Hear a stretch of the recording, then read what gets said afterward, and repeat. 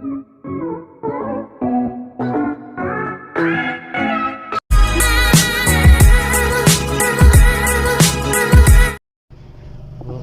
guys, good morning. Meron tayong re-reset na Montero Sport model 2019. Ayan, pagkita mo bro.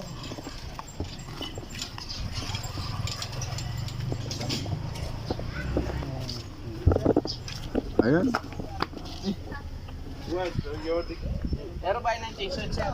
Bye-bye. Ayan.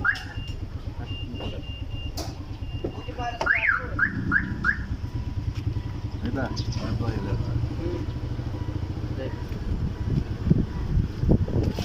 Tuturo ko paano pagre-reset dito. Ignition switch. Yeah. Press 1 only. ACC. And set here. Ito, pe-press muna to, tapos dapat nandun sa yan, kilometer and month. Okay, tapos press the ignition switch only one. Yan, red color. Don't press the brake Wah. and see in monitor. Long press.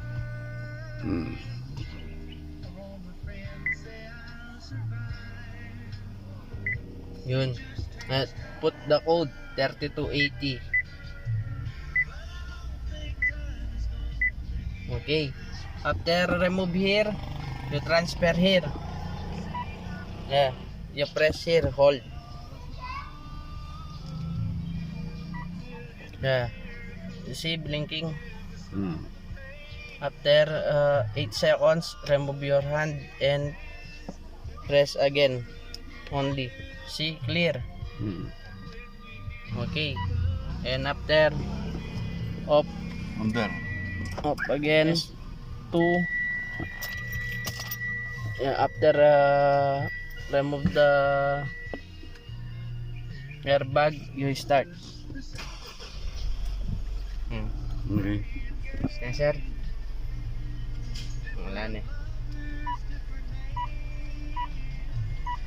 Ganun lang yung proseso ng pagre-reset ng periodic maintenance sa monitor saka dito sa small sa my dashboard panel gauge. Kaya kaya na.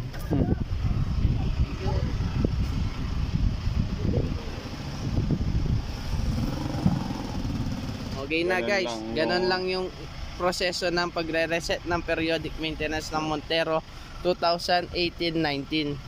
Like, share and subscribe yung channel namin.